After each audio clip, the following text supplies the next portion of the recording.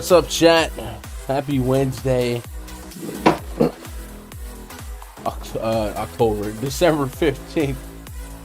It's your boy Gun, joined by the white hoodie Alpha Athlete? Alpha Elite. Alpha Elite. That's the brand. You know, we repping.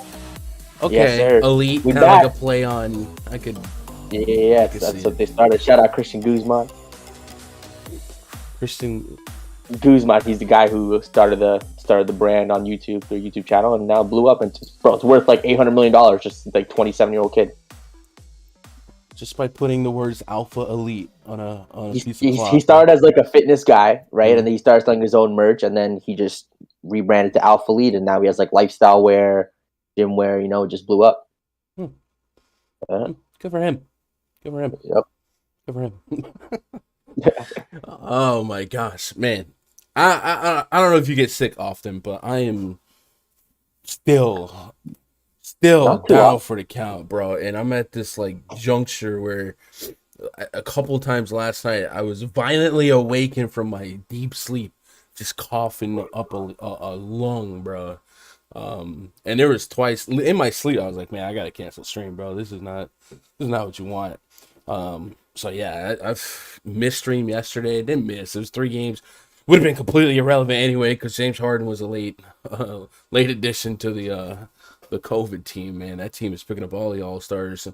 And then so hopefully we'll be able to matriculate through this 11-game slate tonight. There's a lot of basketball, a lot of news, and man, COVID is it's claiming. It's out here.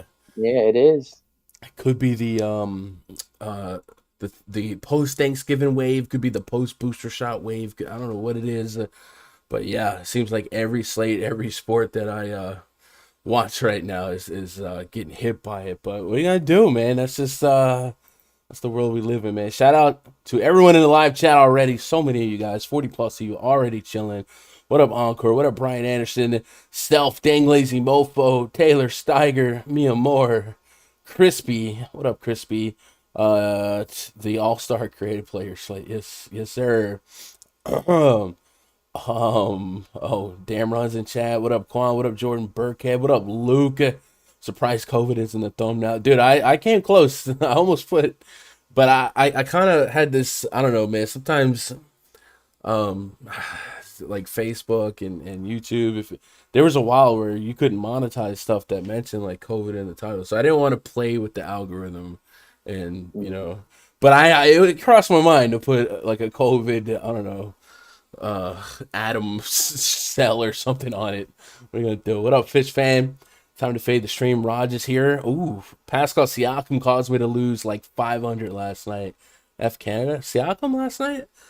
Is he the only I think that was a PrizePicks play where he didn't hit the threes. Yeah. Yeah. Man, dude. I love PrizePicks, man. But I swear, like once a night, I'm seeing somebody miss by like a decimal. Oh, or it's painful. Random player gets that like that. It's just so painful. You hate to see it. What up, Van Dam? What up, J. Cole? Gun, you need to get those spinach smoothies in my life. I gotta start drinking more of those too. Bro, yeah, I think that's all. It's all of it. We all. Can we be honest with ourselves? We all backslide during this time of year. Yeah, it's just. You know, it's cold outside. We want to stay inside. Yeah. We're making all the big meals. It is what it is. January 1st. Let's all meet up at Planet Fitness. Oh, man. What up, Stu? Big League Stu.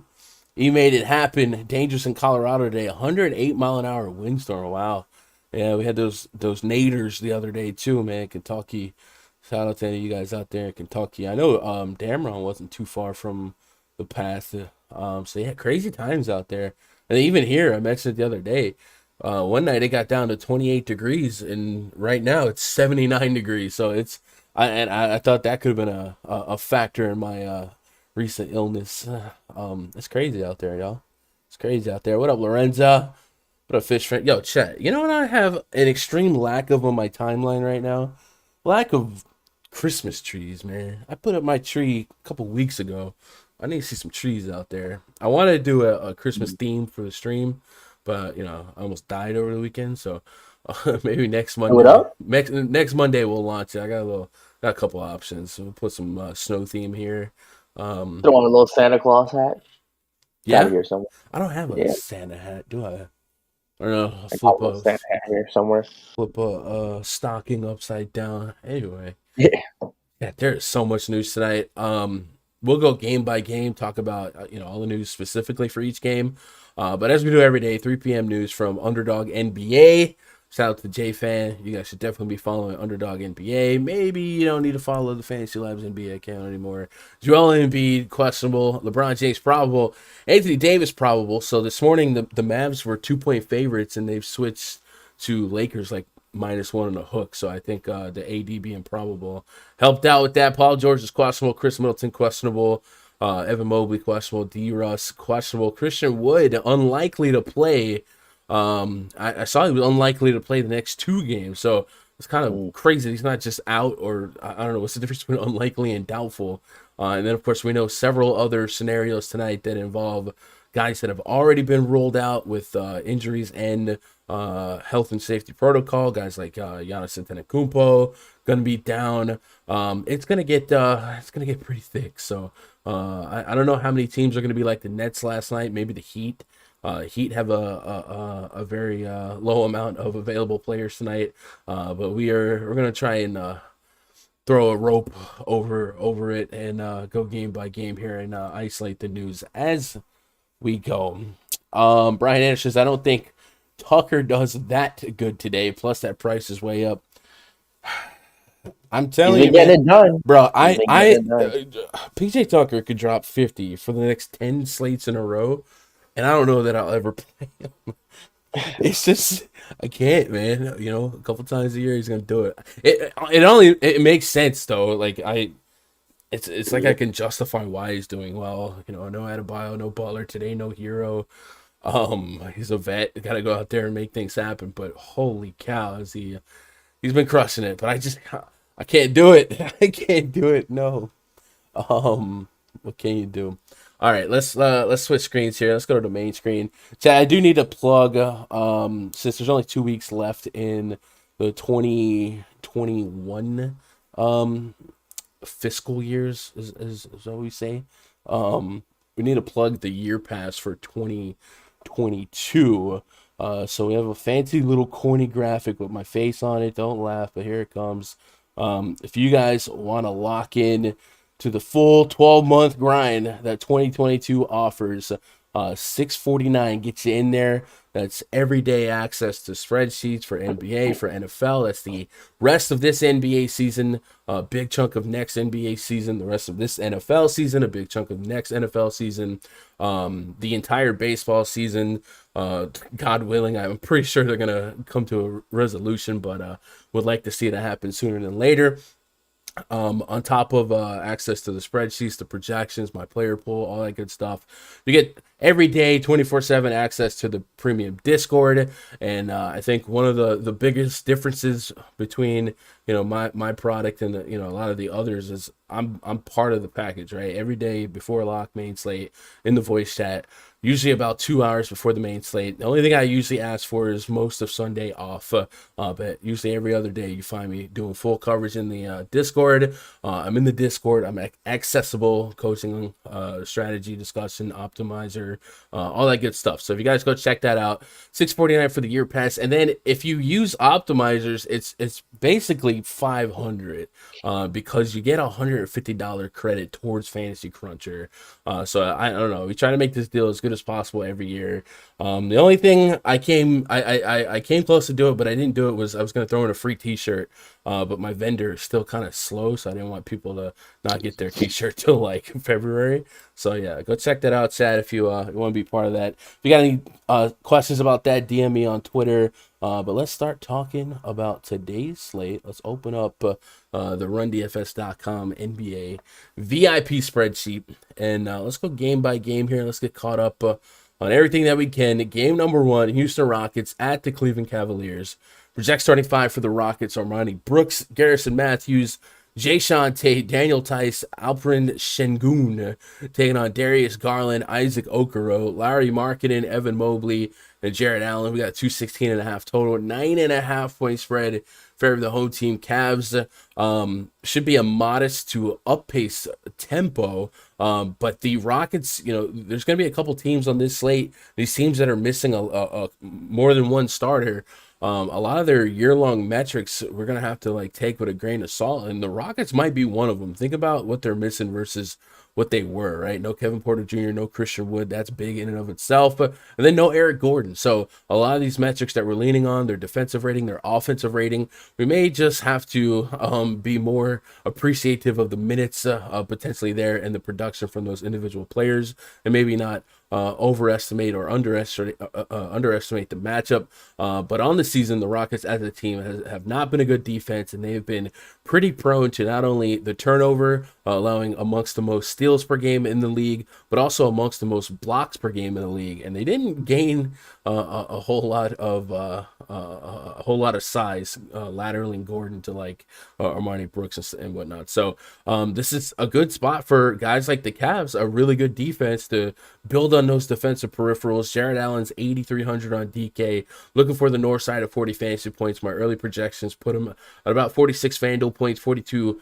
DKP. Evan Mobley also in the mix here. I think this is getting a lot like the Wendell Carter Mo Bamba situation, except the pricing's just a little bit more than those two are slate to slate, where I like them both individually. I don't know how much coexistence ceiling they have, especially on a bigger slate like this, but they're both being the pool. I'm probably leaning a little bit more towards Jared Allen. Larry Markkinen has a chip in a chair for 30 fantasy points, but with the Cavs injury report being one of the I don't know, loneliest in the league right now. Guys like Jetty Osman who had missed some time. There is some minutes to diversify and disperse amongst the wing and the guard. So I don't have a high tier 1 confidence level on Markin, but I do think in this matchup 5K can spit back 30.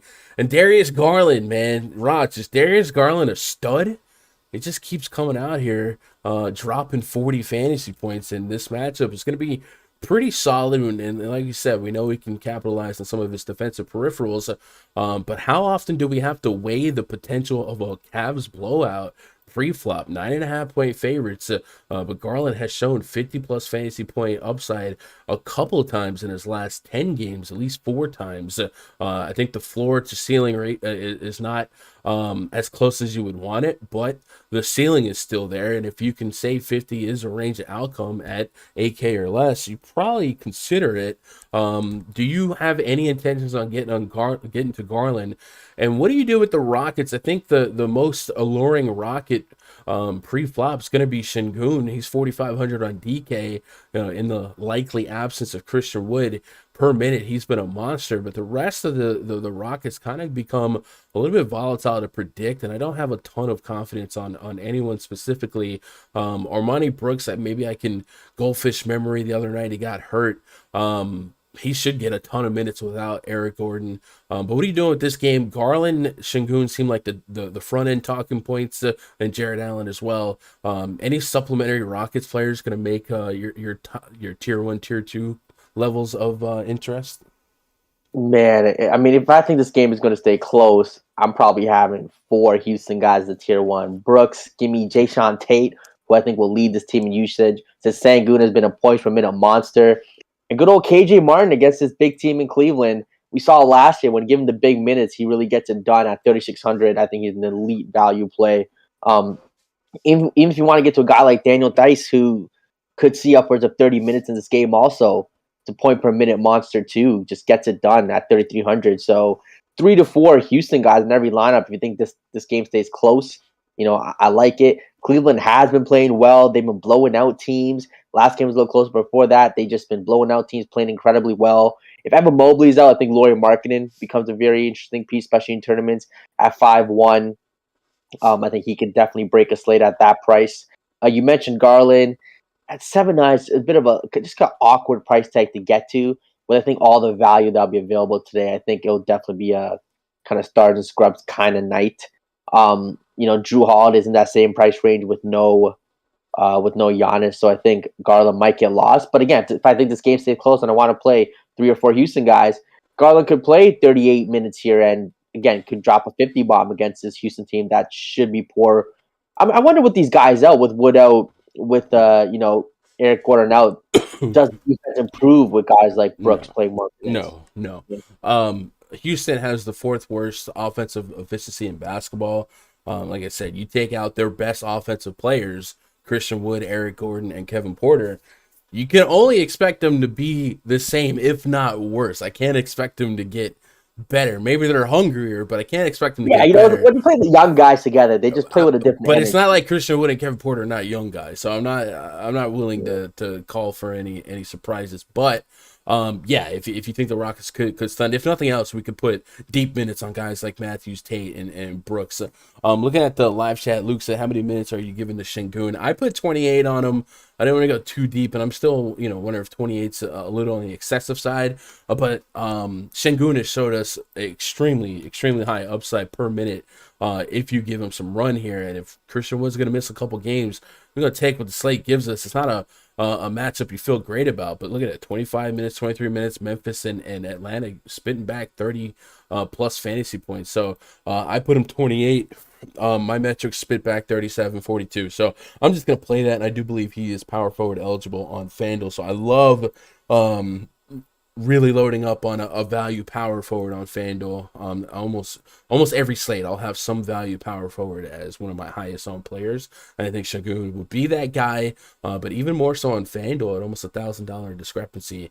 And if Evan Mobley can't go, I think I would heighten my Jared Allen interest even more, and maybe positively correlate that with Garland, and maybe Garland's a high assist guy, so Garland to Allen. Allen's gonna lob a lot.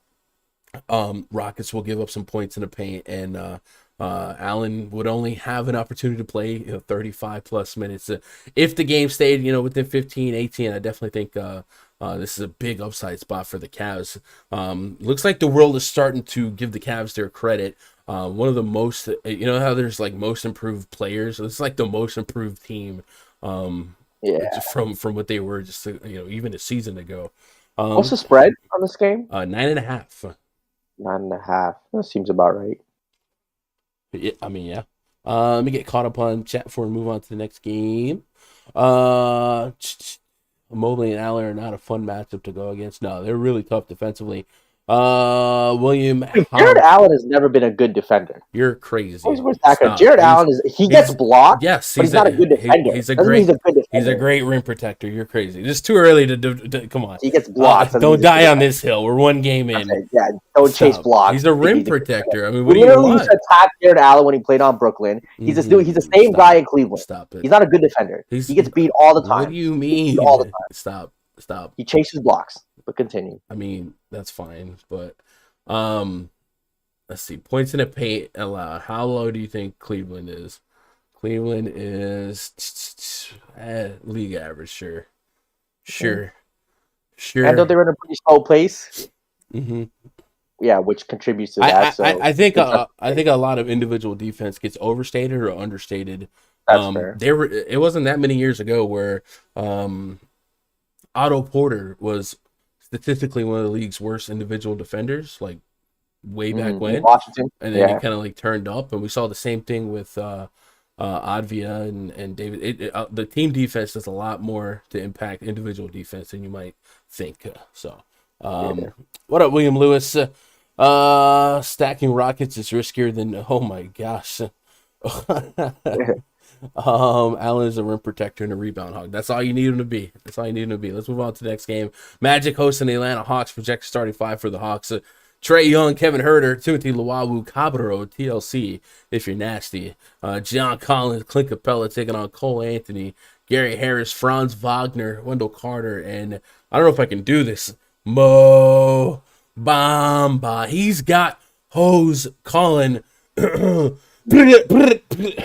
Okay, I'm dying. I can't. 224 total, 8-point spread in favor of the Atlanta Hawks. Oh my God, my throat is just dying to cough right now. Trae Young has been crushing it. I mean, 30 real points and 10 assists is not a crazy expectation for Trae Young right now. His last couple games, 60, 57, 59, 55 fantasy points. So definitely somebody that maybe get lost in the sauce here. You mentioned earlier, like a lot of eyes might go to Drew Holiday. Obviously, Giannis Antetokounmpo's out.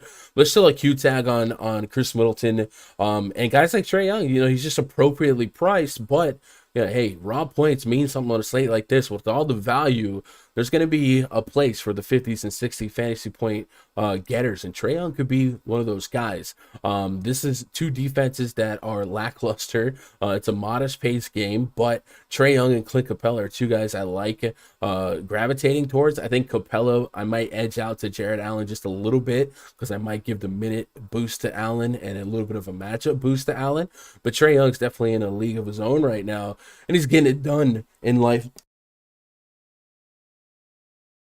Without DeAndre Hunter and Bogdan Bogdanovic. I may not be able to do bits today. For this game to be an 8-point spread, it does kind of leave the door open for maybe Atlanta to run away with it. Magic have been just a horrendous defense all year long. But if it stays competitive, Cole Anthony might have something to say about it. He's 81 on FanDuel, 8,400 on DK, 40 plus fantasy points. It's kind of the foundation of what I'm looking for. I've got him for about 45 FanDuel points, 43 DKP. I think he's an interesting play here. One of my favorite spots to attack the Atlanta Hawks is with the point guard position. So he would be somebody that I'm curious with. And then I mentioned Mo Bamba and Wendell Carter feeling a lot like the front court of Mobley and Jared Allen in terms of like DFS, where you kind of like them both every slate, but you do get worried about playing them both, and you wonder if they cannibalize your let's go home. It says it's a damn run one. Raj, more like Mirage. Seeing some that ain't real. It says Raj, more like Mirage. Okay, Mirage. All right. That's some poetic stuff there, Damron. It's kind of like it's a bar. It's a bit of a bar. It's like a good bar. Seeing some that ain't real. I mean, Anyway, Mo Bamba is 6,400 on DK, so 30 plus fantasy points is a little bit more reasonable expectation here.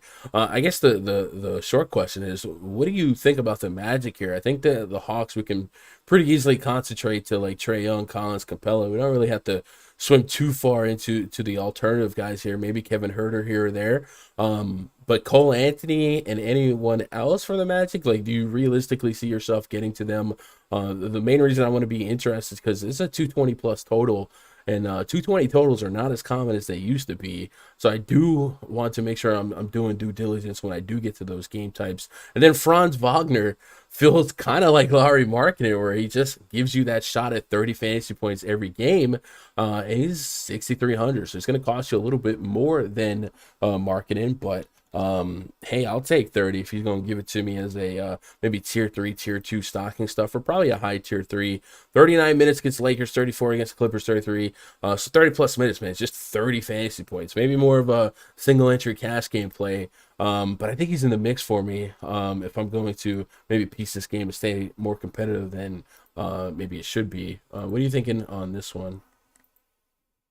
I mean, I think Cole Anthony is definitely in a 50-point spot here. I mean, 50 DFS points here. 8-4 against Atlanta, high total. He dropped 53 DKP on him last time. Same spot. I think get it done here. He's going to chuck 22, 16, 18 shots past 3 games. He's going to play make. He's going to get you some peripherals, rebounds, maybe a steal here or there. 8-4, I think I like him, especially in GPPs. I think his ownership will be low. Franz Wagner is a guy who I love on PrizePicks all the time. His price is getting up there. I like playing when it was in the mid 5s, where 35 really gets it done for you. At 6'3", 35 is fine, but you definitely want to kind of be pushing 40. I think it's kind of tough for him and Cole Anthony to both kind of have big ceiling games, because usually one or the other kind of has a 5 or 6, 7 assist game. Both of them getting those seems unlikely in one game, which kind of limits it. But at 6'3", I think he's viable, so it's fine. You mentioned Wendell Carter at 75. I'm just not going to get to. That's just a price tag where it's just tough for him to hit the ceiling against Capella and a kind of a strong front court here. So it's not someone I'm going to get to. On the Atlanta side, Trae Young, I think at 10-7 is always viable. Again, definitely going to pay up for a guy like Jokic over him. But coming off, I mean, like I said, been killing it. Almost 3 straight 60 months, 59, 57, 60. So he's on a little bit of a tear. It's your Orlando Magic, bad defense. I mean, it's spot going to get him in tournaments. I like it. Other than that, I don't think I'm getting to any other Atlanta guys. Capella at 8K just seems like he's getting priced to a point where it's tough to get to him. So one of the things I do like about Capella, I mentioned it last slate for the Rockets game, I believe. Because of the offense that flows through the bigs in the front court for the Magic, and of course Cole Anthony likes to attack the rim. The Magic allow the 4th most blocks per game in basketball, and that's right up Clint Capella's alley. So it could be some stocks to be juiced up, at least for his Fanduel price point, 8,300. So I don't mind him, but yeah, 8K is a little bit more appropriate for what you dropped 55 on him last game. Yeah, speaking of last game, Cole Anthony, one of his better games this year. It's not his best. He had a couple 60s, but he did put 50 on Trae Young, at least fantasy-wise, in their last outing. And I'm not sure if that was with or without Jalen Suggs, but he took 19 shot attempts. And 19 shot attempts is about what you might expect from him in a total like this, 18, 16, 22 his last couple games. So I don't know. Cole Anthony's one of those guys that I just keep in the mix here. Maybe he's like this year's Trae Young, where I never get more than 20% just because his floor isn't as high as I would like it to be, but his ceiling is great. And on a big slate like this, I'm willing to take on a little bit more risk for some of these lower owned upside guys like Cole Anthony and, like I mentioned, Darius Garland. For me, other than the fact that they're complete opposites on defense, like the Magic and the Cavs, I find a lot of fantasy comparisons between the two teams in terms of like pricing and just DFS scores day to day.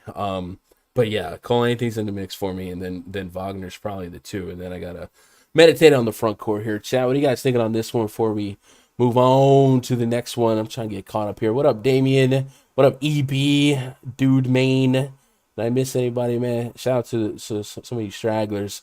Still not 100%, so if I miss you, man, just stay active. We are at 5,690 subs, so we're 10 subs away from 5,700, which would put us 300 away from the big 6K number. Craig L says, gonna bring in your stunt double gun for Mo Bamba bit till you get 100%. Man, I really hope it's soon. It's been a minute. What up, Willie McGuire? Not a good day yesterday. Hey, man, yesterday was one of the weirder days in DFS. For a 3-game slate, it was a weird one. Yesterday was a great slate except for Kurt Thomas. Everyone else, I mean, he was for one. Cam Thomas, yeah. Cam Thomas, yeah. For one Cam Thomas fade away from Bink and everything. What up, Darian? Shout out to the shop. Arizona Drama says Capella, Ross, Anthony, Trey. I play all from this game. Yup, I'm with that. Always stack against the Hawks, Hornets, and Kings. If you ask me, I can get behind that. Shout out to Jalen Carter and music. Shout out to Damron knows the vibes. Bro, I swear you could probably sample Damron's voice and make a banger. Just one of these. We gotta get him on the. I gotta get him to record some drops for the stream, right? Miami Heat at the Philadelphia 76ers. Projects 35 for the Heat. Kyle Lowry, Gabe Vincent, Duncan Robinson, PJ Tucker, and Dwayne Dedmon taking on Tyrese Maxey, Seth Curry, Matisse Thybulle, Tobias Harris, and Joel Embiid. 204.5 total, 7-point spread for the home team, Philadelphia 76ers. Ross, the other night, Joel Embiid was out. And we did not know that until after, like 5 minutes after the game locked. So shout out to Doc Rivers. I thought I was the only guy that missed that news. I was like, wait, what happened? No, I was like, what? He's out? They gave us Seth Curry news, right? So some of us were able to get into some Furcon Korkmaz, but I didn't get the Embiid memo until after the game. And then, obviously Andre Drummond profile a little bit better. So hopefully we'll have that information a little bit more today. Let's go use NBC Sports Edge and see if we can't get the 411 or maybe an updated blurb on the Sixers situation. I would do my Doc Rivers impersonation right now, but I don't know that I would ever recover. So I'm sorry, chat. Thumbs up, though, in spirit of the impressions. Let's start with Seth Curry. We're using NBC Sports Edge, formerly Roto World. His shoulder, he's got a questionable tag on him. He missed Monday's game, which resulted in Korkmaz starting. Korkmaz also has a Q tag on him. He is dealing with a non-COVID illness. It's been listed as questionable. Gorgeous Yang has a indication on him. And then Joel Embiid, the big one here, sore right ribs. He was announced as out after Monday's game had already tipped off with the rib issue, but at least we're getting a warning this time around. So shout out to them for that. And then on the Heat, we know a lot of players are out. Adebayo, Jimmy Butler, and Tyler Hero, and Caleb Martin, all out for the Heat. And that puts a lot of pressure, a lot of potential responsibility and usage on a guy like Kyle Lowry, who I can only assume his usage rate must be near 40% in this split. But I guess out of curiosity, I don't even know if there's sample size to run it, but out of curiosity, let's run it. We haven't used the add more funds query yet. We're 3 games in. So let's go pull up Miami here.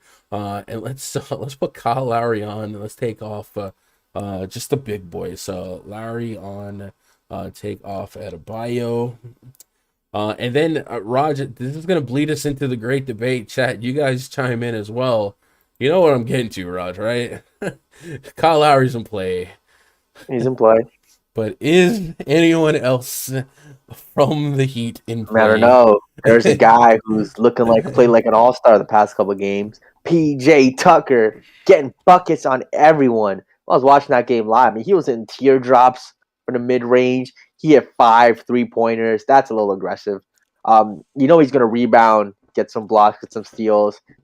Past 3 games, 5, 8 assists. I don't know how real that is. I mean, he's kind of taking on a real playmaking role.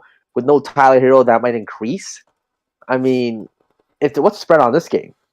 This game is a 7-point spread in favor of the 76ers. Yeah, I mean, 7-point spread. It's this 4-quarter game. You would think PJ Tucker might need a 20, 10, and 5 game here. Stop. I mean, if PJ Tucker gets 20-10, I'm probably done for the year, bro. He literally had 23 points last game, 9 rebounds and 5 assists. Before that, 11 rebounds, 5 assists. He had 8 points. I mean, again, with no Tyler Hero, after Kyle Lowry, I think PJ Tucker might be the designated playmaker here. Gabe Vincent is more of a scorer, so I don't think you could fade him in 100 lineups, 50 lineups, even in 20 at 5,300. There's still upside there. There's just no playmakers on the team other than Lowry, him, and I guess Gabe Vincent. But again, Gabe Vincent's more of a scorer, not really a playmaker. Chat, I need to know, chat. What are we doing with PJ Tucker at 5,300? It's 3 games in a row where at this price point, he's a solid play. The situation and the need for him to be a big contributor is still there. It's even higher than ever with Hero also going down and Caleb Martin being down. Are you guys playing PJ Tucker? When I think of PJ Tucker, I think of the guy camping the corner, needs somebody to create his shot. The last couple games, it hasn't been all threes, right? Yeah, half of his shots were threes last game, but there was a half that weren't, and that's not really the normal case for PJ Tucker. So, and then on top of that, the assists have been 5 to 8, and then the rebounds being up as well. Are you guys playing PJ Tucker? If you are, how much? I feel like this is one of those reverse slot machines, right? Where like if you've been playing them, maybe you keep playing them. If you haven't been playing them, maybe you keep. One of these days, the slot machine's gonna switch seats here. But if you've been playing NBA DFS for more than a month, you know PJ Tucker is usually not an impact player. But I mean, I have to concede that the situation is there. So I don't know. And I also say in my projection, spit back 30. So I'm kind of on the boat or in a position where if I say PJ Tucker can get 30 at this price point, and I don't trust him, I might just fade the 30 on an 11-game slate and feel like I can make up for that 30 with somewhere else at 5K. Right? But if he gets 45 or 50, yeah, then I'm probably dust. But I don't know, man. The heart wants what the heart wants, and sometimes it wants what it doesn't want. But I want to see what the chat's got on PJ Tucker interest, because this is like a how do you like your steak debate, man. Let's see. BP Medium rare. says no, I'm not chasing that. Encore says Tucker 29 points, 19 rebounds, 9 assists, 10 blocks. Let's go. Okay. PJ Tucker and designated playmaker in the same sentence in 2021 in a nutshell. COVID's scary. Yeah, COVID is scary. Very real. Unker says if he beats me again for the 4th straight slate, so be it. And I think, like I said, I think on this slate, like it's multiple ways to skin a cat with this many games. I think I'm gonna be on the outside looking in on PJ Tucker still, and hope that maybe Thibault and Joel Embiid are in and they can slow him down a little bit. But anyway, how about Kyle Lowry here? So first of all, do you think Miami on the road in this situation keep it within 10, right? 7-point spread kind of suggests that there's room for that to happen. But I think if Seth Curry's in and Joel Embiid were in, the Heat being as short staffed as they are, I'm kind of leaning towards the Sixer side of things here, and then I wouldn't be that enthralled with many of the Heat. And Kyle Lowry is 7K on FanDuel, 8,100 on DraftKings. Again, we might have some push of the field towards maybe like a Drew Holiday or something like that if Middleton joins Giannis on the out list tonight. And maybe Kyle Lowry just kind of gets lost in the sauce. We forget that he does have triple-double potential. My soft projections, I had to put 37 minutes on him, and it gave back almost 50 fantasy points for both sites. That's a spot you would take. Do you find yourself, do you think you're going to get to an aggressive amount of Kyle Lowry? Chime in on Lowry as well, because I do think what the field does with the Heat is very interesting. And I'll say all that to say this: the Heat are implied for less than 100 points.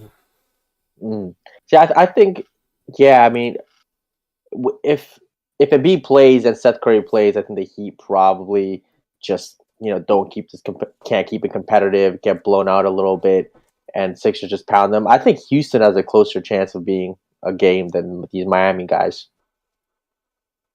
Yeah, I could see that. Looking at chat, Jared Bell says there's plenty of ways of plays in Tucker's price range that can get 30-40 fade Tucker. That's kind of where I'm at. Especially if Tucker got any type of ownership, right? If Tucker's ever close to 10%, I'm out. I don't know where he's at. I'm just saying, like, you talking about his probability of success versus failure. Maybe it's that, I don't know, it's hard to quantify based on this split, but it's just PJ Tucker. I'm done talking about PJ Tucker. God dang it. William McGuire says Lowry at point guard, Brunson in the utility or other G position. Yeah, Brunson's also going to be a pretty popular spot here. Lowry or Brunson. That's a good one. I'm probably leaning Brunson, but it really comes down to what you guys personally think this game is in terms of the Heat staying competitive. And even if they didn't, I don't know, I guess Lowry would be one of the first guys off. Gabe Vincent, 31 minutes on him. So I did run a on-off court tool query a minute ago. It's only 60 minutes of sample size. Lowry only got to 25%, but Gabe Vincent's at 20%. No one other than Lowry in this split is over fantasy point per minute, but again, no sample size here. I mean, this is just one of those, COVID is going to remove all of the team metrics that we rely on for the Heat here, and we just have to go with it. If Joel Embiid was in, would you get to any of them at 10.5, 11K on DK? Put that in context. Jokic is 12.2. We don't have Giannis. We don't have Luka. LeBron is the only guy more expensive than Embiid other than Jokic. Could Embiid represent, probably on this slate, 60 fantasy points to be kind of nutty? I got him for about 50 FanDuel, 47 DK. Yeah, I mean, I think at that price tag, I'd probably just get the Jokic more often than not. Again, coming off of that's still a $1,200 climb. It's not like you're throwing a stone. It is, but again, just so much value with so many guys out. It's just I don't really think that price jump is that significant with the value available. So I think Philly kind of blows him out. He probably won't get much fourth quarter run. I mean, he can still dominate against Dwayne Dedmon and PJ Tucker inside. But I'm just Jokic more often than not here. Yeah, Embiid is Embiid. To put his projection in context, and I said this the other day when it was Embiid versus Jokic. Luckily, I ended up. Embiid was only 5% anyway, but what does X value mean to you, right? People that chase 5-6x value. Well, Jokic is at 63 fantasy points in my projections. That's 11 points higher than the number 2 guy in the slate for me. That's Trae Young. And then Embiid is like, right outside the top 5. Now, I might tighten the screws as we get closer, but I think it's going to be hard to see anyone get really within 8 fantasy points. And if that's your X value, man, even with standard deviation, being plus minus 8, man, Jokic is such a strong play. And then for a guy like or for a slate like this, 11 games, so you mentioned so much value, raw points matter. So it gets to the point where, price be darned, even if it's 13K, 14K, if you get 60 plus fantasy points and you have a slate full of 10x potential at 4-3K because of the health and safety protocols, those raw points, that dog's gonna hunt. So Jokic is gonna be big for me. But anyway, I just wanted to paint that picture. Let's move on to the next game. Dallas Mavericks hosting the Los Angeles Lakers. Project starting 5 for the Lakers: Russell Westbrook, Avery Bradley, Wayne Ellington, LeBron James, Anthony Davis taking on Jalen Brunson, Reggie Bullock, Dorian Finney-Smith, Kristaps Porzingis, and Dwight Powell. Got 213 total, 1.5 point spread in favor of the home team Lakers. Look like we should have a full staff could have a full staff Lakers team. We will not have Luka Doncic, no Willie Cauley-Stein either. Let me double check that Lakers report on LeBron, but I think we're expecting all the Lakers in.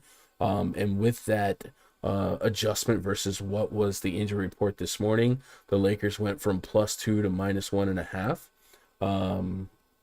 So a little bit of movement, not a lot. Lakers. Here we go. Westbrook or LeBron's probable, AD probable. All right. So we get ourselves an opportunity without Luka again. Jalen Brunson has graduated to a 6,700 price point on DK, 62 on Fanduel. Feels like one of those spots where he's still too cheap on Fanduel. He's still in the mix for me on DK. But Kristaps Porzingis, the 8,700 on Fanduel, 86 on DK.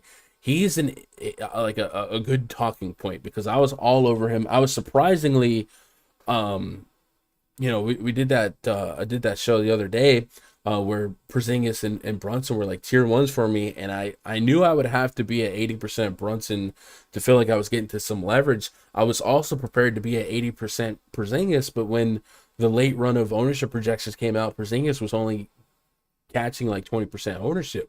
So I just felt like I didn't have to be at 80%. So I moved down to 50. And in 25 minutes against Charlotte, man, Porzingis still dropped 50. Now, Charlotte is Charlotte. But the usage without Luka Doncic is still going to be extremely, extremely high. But it is a little bit of a tougher matchup. It's going to cross up with LeBron and AD a little bit more. So a guy that does get a block potential, maybe a couple of those blocks turn into fouls. So at 8,600, what would we say is the success to failure rate? Meaning on this size slate, I want the high 40s at 86. Do you have a high level of confidence here? I think the fact that this game is projected to be close, I gotta lean on Porzingis to be a catalyst in that happening. But if he just dropped 40 today, is he expendable? And if he just dropped 40, does that mean to us Jalen Brunson and or like Tim Hardaway Jr., one of those guys stepped up for a potential ceiling game? Because the Lakers have bled some big fantasy point games to opposing teams. So tell me what you want to do with the Mavericks. And then if the Lakers big three are all in, are we fading them all at these prices today? Even LeBron James has been going off lately, 30-point triple doubles in his own right, but 11.1K, kind of probably will. We mentioned if Embiid is going to be expendable at that price because the value can get us to Jokic. Is there any merit into getting to the Lakers big three in this modest total? What are you thinking on this one? Yeah, I mean, with the Lakers at their prices, they're all fully healthy, and this slate where there's just so many guys out and so many studs in such premier spots, I think it's tough to get them. I think at LeBron 11-1, the way he's been playing, I think he's fine. Basically coming off of 3 straight 60 bombs. So, I think he's definitely in play. But other than that, I'm not getting to any Westbrook or Anthony Davis. They just haven't been getting it done. With no Taylor Norton Tucker, if you want to, get some value guys, like maybe a Carmelo Anthony, see some more minutes at 4,200, I guess that's fine, but not something I'm running to. Dallas side, I think Porzingis 8,600 on DK. in 25 minutes, got you 50 against Charlotte. Obviously, easier matchup, but the Lakers have been giving it up to power forwards. I think in the league, if you go to the run DFS chart here, Come on, put some bass in your voice when you say that. yeah, I got it. The Lakers are bottom 10 against power forwards. They're ranked 9, so definitely a place you want to target them. Porzingis with no Luka, I could definitely see getting done. You mentioned Brunson or Hardaway. They did get the price bump with no Luka, especially after the last game. The reason they didn't really go off is because Trey Burke had a big game. 3,600, he shot 9 for 14, 22 real life points, 37 DKP. I don't expect him to play that well again by Charlotte, but at 3,600, I think he's interesting. Brunson has 67. I do have some pause there. He hasn't been smashing at that price even without Luka. We've had a couple games this year without Luka, so it's not somewhere I'm running to play. But if you fall into it at 6,700, I don't hate it. I think you have to remember, man, that Charlotte game was decimation start to finish. Oh yeah. So if you put him in a more competitive game, which we project the Lakers to win this game, he was over a point per minute. So that 25 minutes likely becomes 35 minutes. And you mentioned Trey Burke, having a big game. Well, Trey Burke was part of the cleanup crew in the fourth quarter. So I don't know that those minutes are there for him. Or at least as I don't know that usage is there for him, and the lack of Jalen Brunson if that game's more competitive. I do think 30 minutes is probably closer to the expectation if we saw him finish out that fourth quarter on that return. He came back in midway through, but yeah, a little context to that. And then just to touch on the Porzingis without Luka since the beginning of last year, Porzingis has sustained a 28.7% usage rate, $1.25 as the fantasy point per minute. And if we bring that to this season, we'll put October 19th. Man, dude, I gotta fix this throat. The minute sample size for this is 265 this season. Porzingis is almost 1.4 fantasy point per minute. I do think a couple of these softer matchups have kind of elevated that, but Jalen Brunson is over fantasy point per minute. So I think Brunson does have a ceiling that's worth getting some exposure to. But maybe the $6,200 price tag's a little bit more enticing. And that's it. That's kind of all that kind of stood out to me. But LeBron James, AD, Russell Westbrook, any exposure, chat, play along. But Raj, you're the LeBron guy. Any LeBron for you right now? He's putting together a big stretch. He is putting together a big stretch. I'm just so high on Jokic today that I might end up with 70 to 80% Jokic. So with that, there's just not a lot of room to pair him up with another stud with some of these 7-8K guys who are looking like they're in good spots too. So it's just because of Jokic in his spot today and the way he's been playing. But after Jokic, I mean, if LeBron, I'd probably rank LeBron over Embiid here. No. I would also mention that maybe not insignificant. Dwight Howard's out. Malik Monk is out. Taylor Horton Tucker's out, right? So there is some scoring to be picked up. There's also some center minutes to be picked up. So if AD starts at the 5 here, they haven't been that high on DeAndre Jordan, since benching him, essentially moving him out of the mix here, using Dwight Howard instead. So you might get some more peripheral, some more rebounds in AD's way. But also, somebody might have to pick up some scoring because THT is a bucket, Malik Monk's a bucket. I don't know if Avery Bradley's the answer for me. Maybe Carmelo off the bench here. Maybe Austin Reeves at 3,300. I put him for 28 minutes. Maybe he surprises somebody in 100K to first type of tournament. So something to keep in mind here. And then maybe just LeBron just keeps getting it done. Get caught up on chat here. Fish fan says, how do you let Raj call the Run DFS VIP spreadsheet a chart? Come on, man. Chart, spreadsheet, the vibe, same concept. Jim Parrish says, what up, Gun? I won $1.79 on a showdown last night. Let's go. That's what I'm talking about. Jim Parrish with the channel membership, man. That's huge. What up, Ronald Jones? What up, Bobby Schmurder? Reggie Jackson in the chat. Why would I care? Wait, what? Why would I care that Jim won? Because Jim's part of the community, man. I love seeing everybody win. Relax, buddy. Relax. Don't sleep on the defense of Dwayne Dedman, maybe. BP says PJ Tucker's currently at 2% on DK and 0.2% on FanDuel. All right. If he was 2% owned, Raj, but 5%. in 150 lineups, that might be worth a dart or two. But yeah. Gun says, what do you think of Terrence Ross as a value play on FanDuel? I guess I kind of glossed over him. There's not really a reason for me to love it. I know he definitely has high upside games, but he also really low floor games as well. I put 30 minutes on him, gave me 24, so it's like unremarkable. But against the Hawks, I could get it, especially if you thought it got a little bit sideways. No, I guess they still have Hampton and Michael Mulder.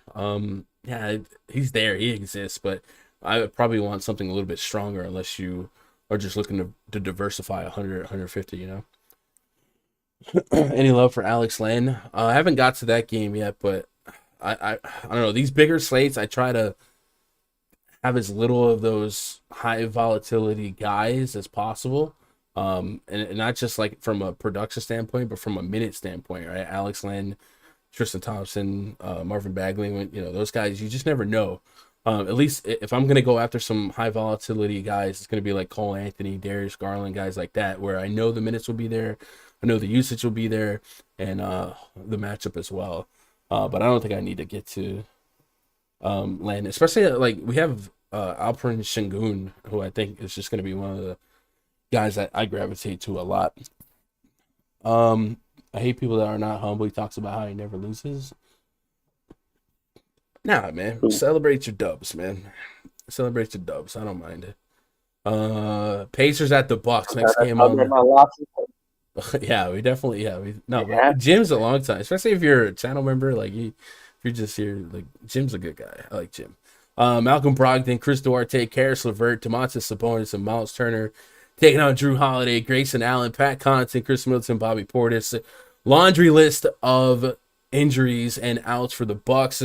Middleton questionable, Giannis out, DeMarcus Cousins out, DiVincenzo out, Brook Lopez still out, Wesley Matthews out, Semi Ojeleye out. So Middleton, I guess, is the linchpin to what we're doing with this Bucks team. And the Bucks might be that team that just absorb a lot of ownership just because they tend to do that when Giannis is out. We've seen, full on 6-7K Bucks team reach 40% ownership.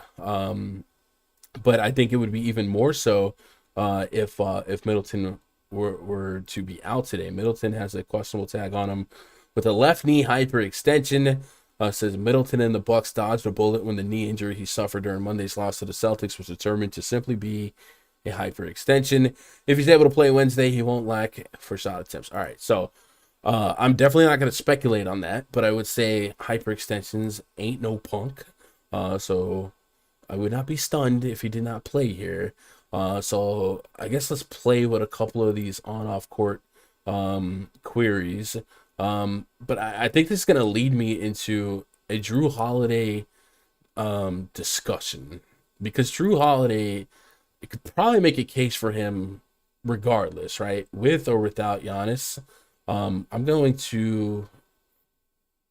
why did it just give me JVal? I'm going to pull up the Bucks here, and I'm not going to take everyone off that's off today, because I don't want to extremely or over dilute the minute sample size, because I just think, I don't know, the point I'm trying to get to is Drew Holiday with Giannis off. Drew Holiday has a 31% usage rate just straight up with Giannis off the court.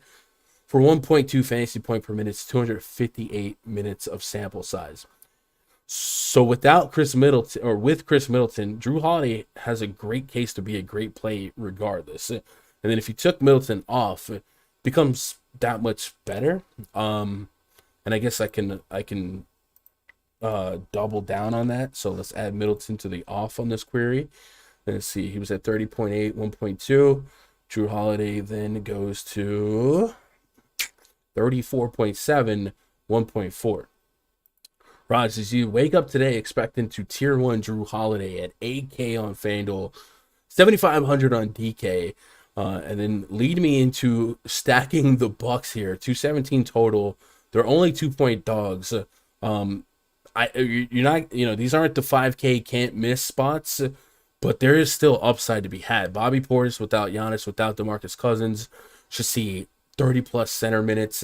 We know per minute he can be a beast. And then, mentioned Drew Holiday, what he's accomplished so far this season, with and without Middleton. What do you think you're going to do with the Bucks here? And then how about Malcolm Brogdon coming back to Milwaukee for a little bit of run back potential? Everyone from both sides, I think, is in play.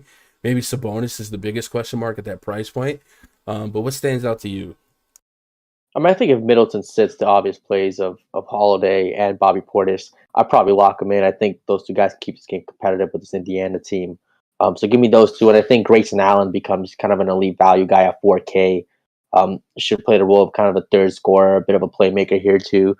Could definitely get you 30 DKP at 4K, which you'll take all day, every day. The Indiana side, I'm not too interested, just with them kind of fully healthy, with Karis LeVert kind of back and playing his 35 minutes.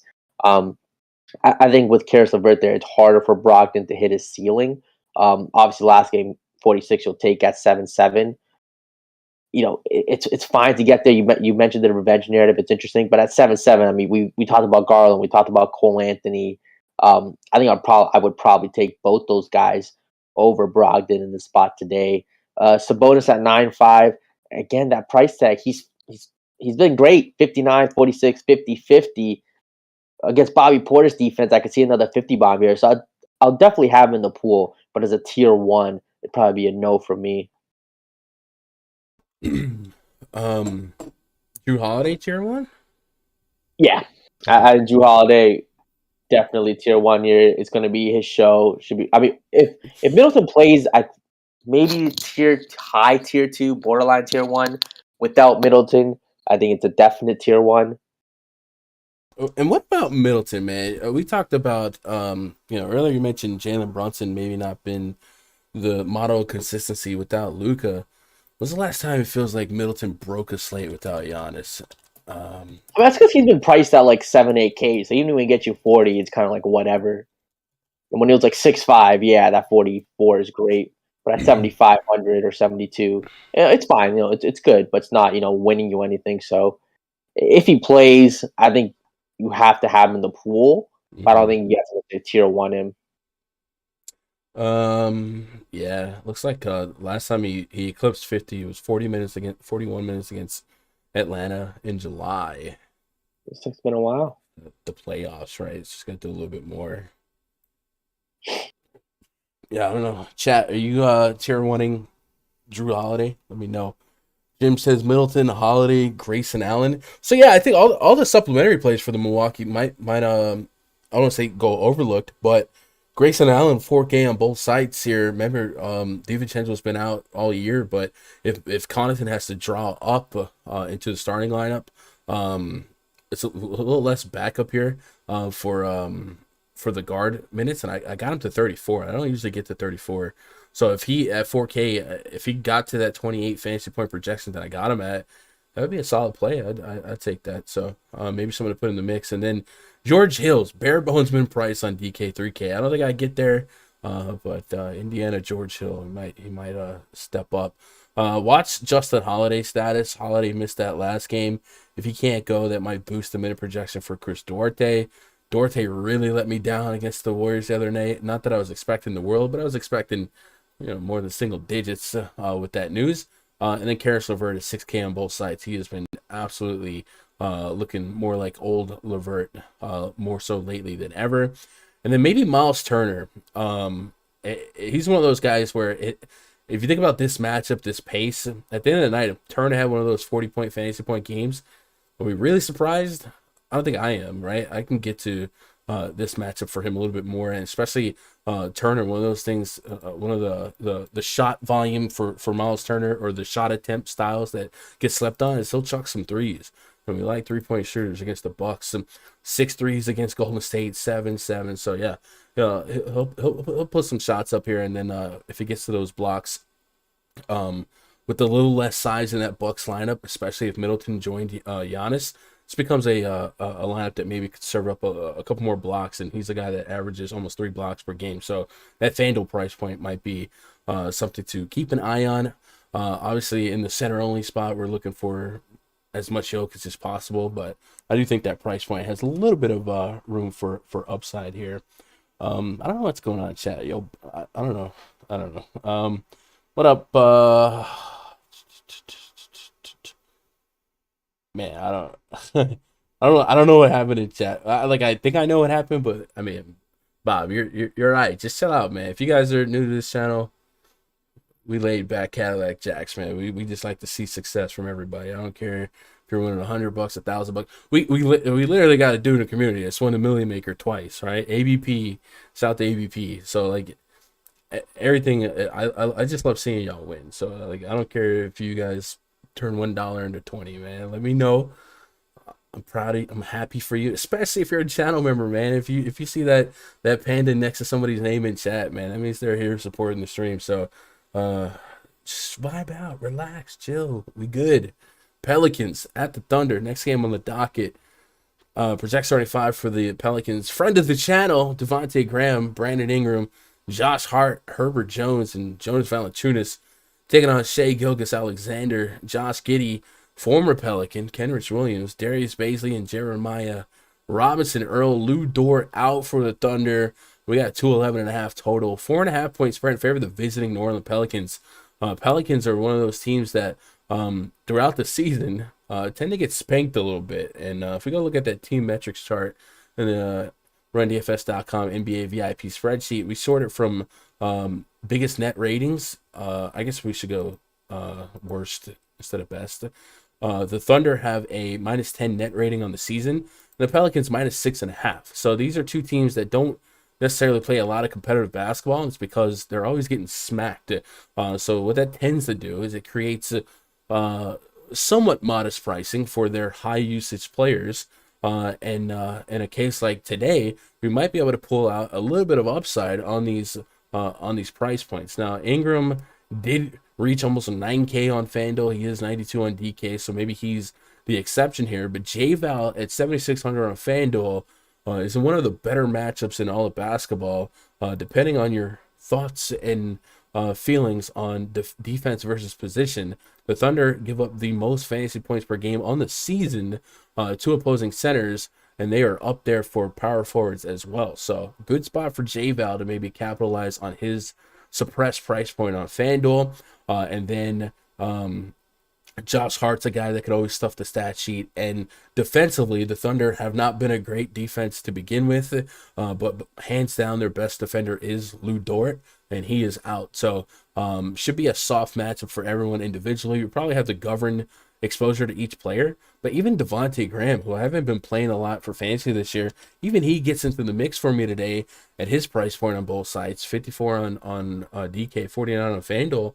30 fantasy points every now and then, something that I think you can get to. I think with Ingram in the mix, it obviously lessens my expectations. But I just mean in 100K to first, 150 lineups, I think I get to a decent chunk of Pelicans here. And then on the Thunder side, SGA, if we're keeping this game competitive, he might be one of those guys that you look back at the end of the night, oh, you got 50 against the Pelicans, that makes sense, yeah, with no Lou Dort. And then Josh Giddey as well, under 6K on FanDuel.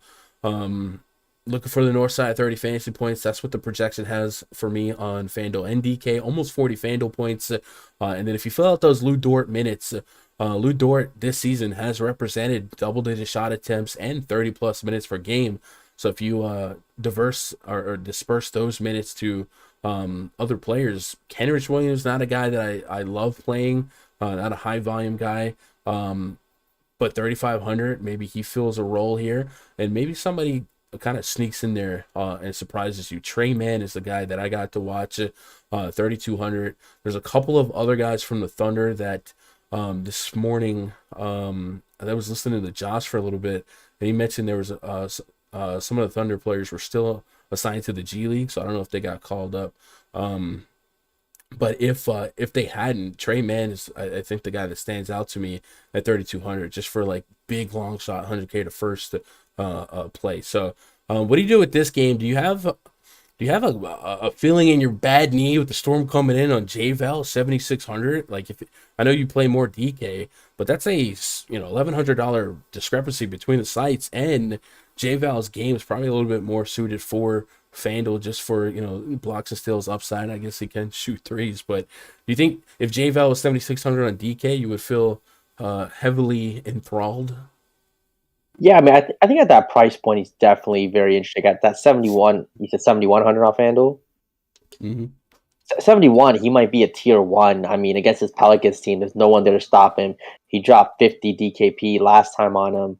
I just at that price tag again, I might he might be one of my highest owned centers, other than a value center, or if you're paying up for Jokic there.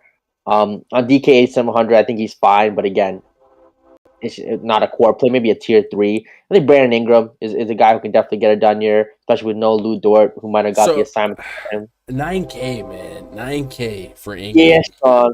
9K is definitely strong. Um, that price tag is definitely tough, but again, if you fall into him, I think it's fine. Him versus Porzingis, I think is very interesting. I think Porzingis might be more owned, but if Brandon Ingram outscores him today, I wouldn't be shocked at all. The OKC side is the one that's even more interesting. Shea at his price, he's 8,800 on DraftKings. He can get you a 50 bomb at that price against these Pelicans teams that should play no defense here. Giddy at 67, not a comfortable click, but with no Lou Dort, I could see him getting you, in that mid 30s, maybe high 40s. Again, but at 6,700, definitely not a tier one play.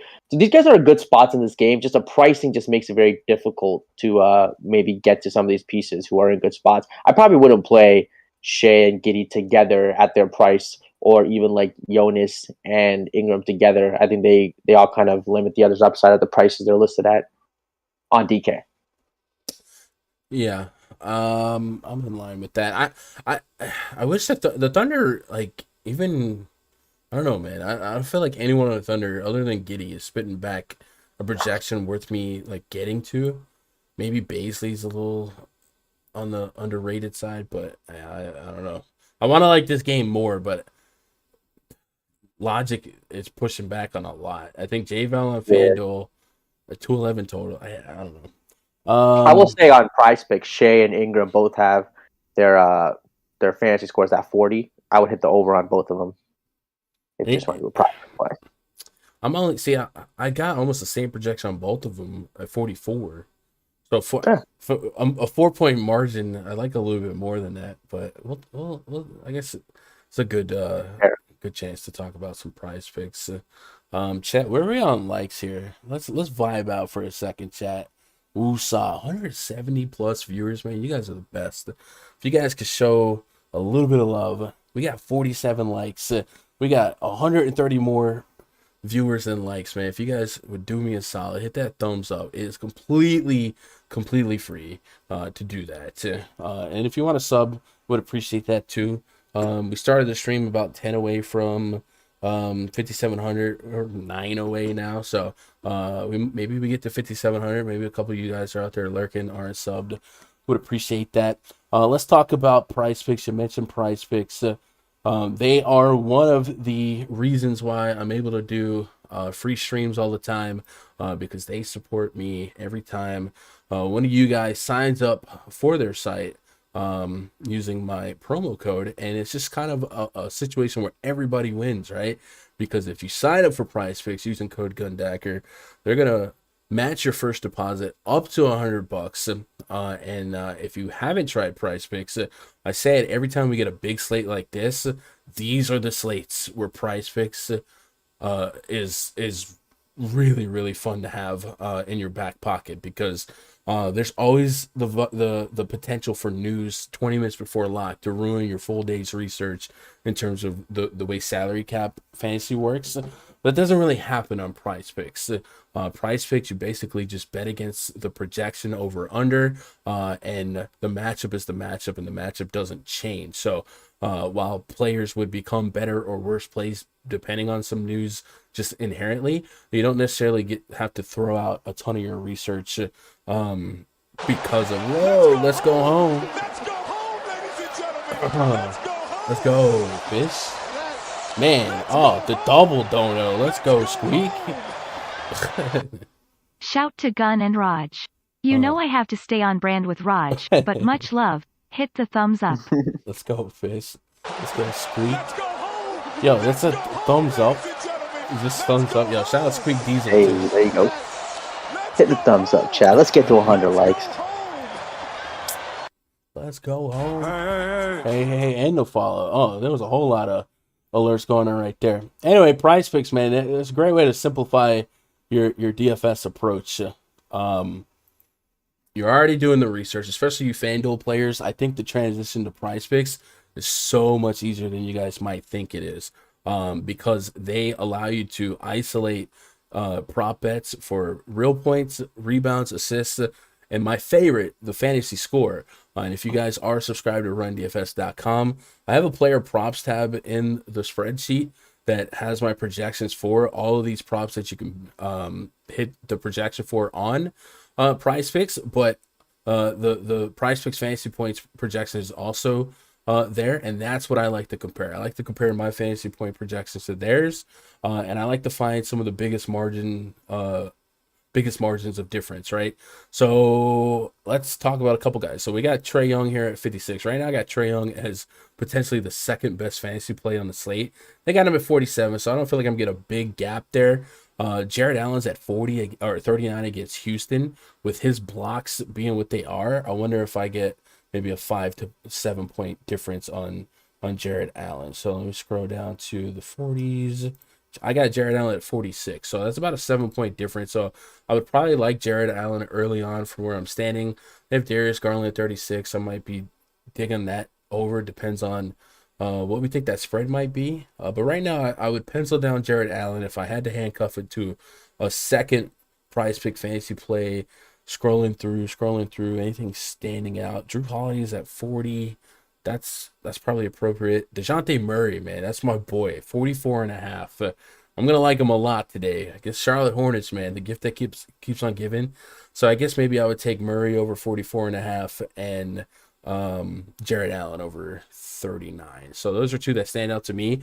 But if you guys do get yourself a VIP subscription at RunDFS.com, you guys can get access to the spreadsheet, and every 30 minutes or so after the stream, I'll keep sweeping projections as news comes out, that you can continue to look at the differences between my projections and theirs. But yeah, go check out PrizePicks.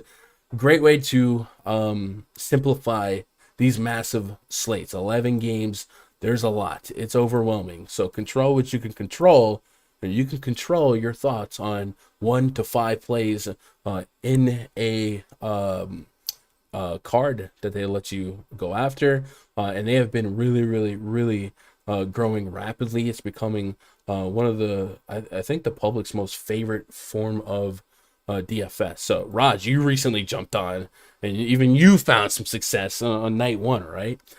Yeah.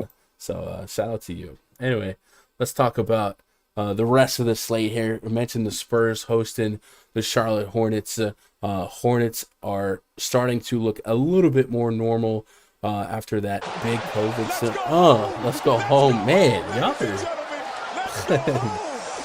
Jim. Shout out to Jim.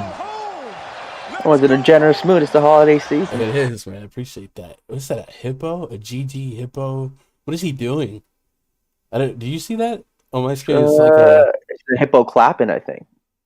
It's a weird clip. I don't even want to. If I even imitate it, I know Damron's gonna clip it. What is he doing? What is the hippo doing, dude? Really clapping. His eyes are closed, looking. I don't know, man. Jim, appreciate clapping. that dono, Jim, man. Hornets at the Spurs. Projects 35 for the Hornets. Terry Rozier, Cody Martin, Gordon Hayward, Miles Bridges, Mason Plumlee taking on DeJounte Murray, Derek White, Dougie McBuckets, Keldon Johnson, and Jakob Poeltl. Am I not Poeltl enough for the Poeltl Club? 226.5 star total, 3.5 point spread in favor of the home team Spurs, man. Wake up. Give thanks. Find the Hornets. Stack against them, man. That's the process every day, right? Spurs, no different here. My boy DeJounte Murray, I've been loving him all year. I think he's appropriately priced on both sides today, but I do think I got a little bit of wiggle room here at 9,300 on FanDuel. I love the Hornets style of basketball for DFS. Up pace, bad defense. So there's not going to be a lot of Spurs I push back on, and I honestly think all 5 of the starters would be playable. I would be, less in on Doug McDermott, kind of like a, I don't know, for fantasy, what's a comp? Maybe Duncan Robinson, right? Every now and then he's going to have a big game, but it's going to be based on real points. But everyone else, man, Jakob Poeltl, Keldon Johnson, Derek White, DeJounte Murray, all in the mix for me. And even Derek White, I know 8K is uncomfortable for him on excuse me, on Fanduel and 72 on DK, but he's shown an ability to be an impact player for fantasy at this price point. In 3 of his last 4 games, he's eclipsed 40. Now that down game against Denver, that's not what you want, but the ceiling is there. And against the Charlotte Hornets, we have seen ceiling games after ceiling games. So the Spurs will be liberally placed in my player pool. I guess that's right. And I think, we don't need to spend too much time on the Spurs. But what about the Hornets? The Hornets getting closer to healthy and everyone's still kind of expensive. Is there anyone that still makes your short list player pool for 20 lineups? Is there anyone that you would get to if you had to elongate even more? I mean, think about 8,200 Oubre, 73 Rozier, 74 Gordon Hayward, 81 Bridges. No one's popping at their current price point for my minute projections. Maybe Miles Bridges still gives me a chip in a chair for 40, Gordon Hayward as well. But there's no warm and fuzzies, right? And I think there's pivots at each one of these guys' price points that maybe we feel a little bit safer about. Not only like on the slate, but maybe even in this game.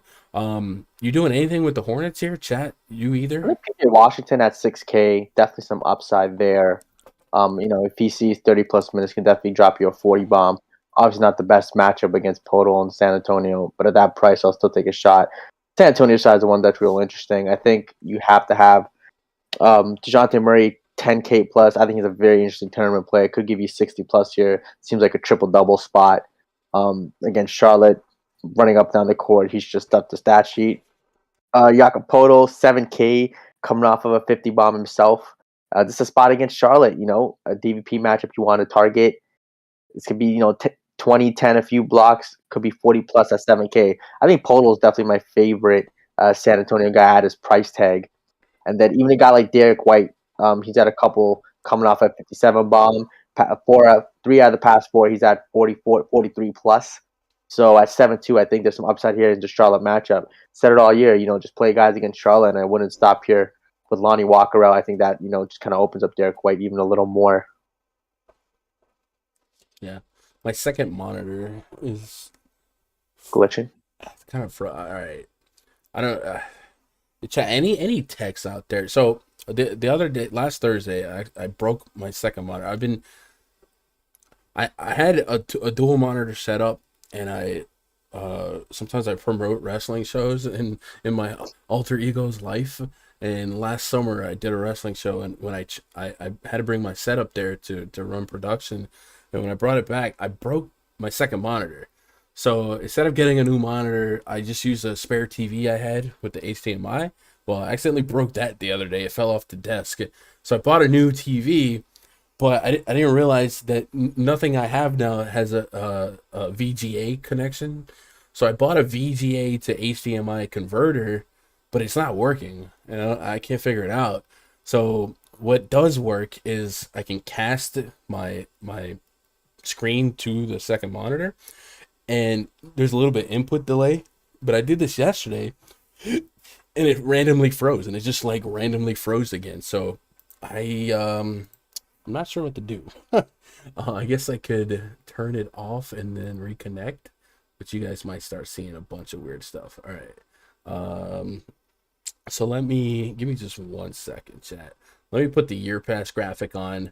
But let me reconnect the second screen here, and that should hopefully get me back in the saddle. So I apologize, but man, if anyone knows what I'm doing wrong with this VGA HDMI converter, I would love some ideas on Twitter, because I've been trying to figure it out all day, and I can't figure it out. So let me go to devices. Anyway, Raj, somebody says shout out to you for taking all the hate. And someone got to do it, Someone got to do it. Great, it got to come. Amen. LeBron James. The world needs heels. That it does. Anyway, while you guys are looking at this thing, yeah, that's the year pass for next year. $150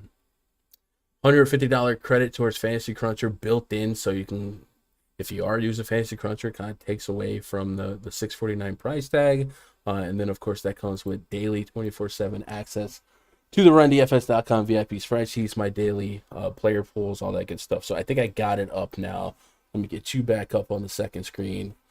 And let me get the Streamlabs back up on the second screen. So yeah, if you guys want to lock in for the year, let my grind be your grind, and we'll consider that the plug today. Now let's get back into the display for, there we go. Oh, let's take the year pass off. What a professional thing we got going on here.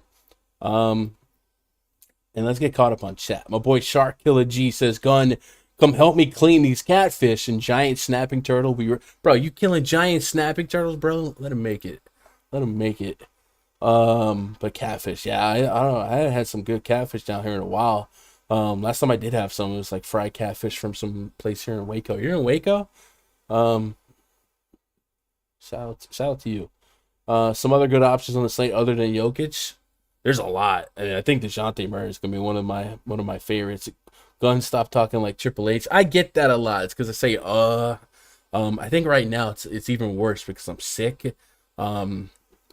You see, and now some of you guys that didn't notice it will never not notice it. But when I first started doing like online media, I was like 16, 15, and I was so sold on. I was taught dead air is bad air. So when I did all my media, it was voice only, podcast, live shows like that. Yeah, and so dead air is not as bad for visual, and I just haven't really been able to teach myself to stop doing that. BP says, man, Şengün is currently the highest owned player on DK. That's a fade for me against Cleveland. Man, he's so good at his price, though.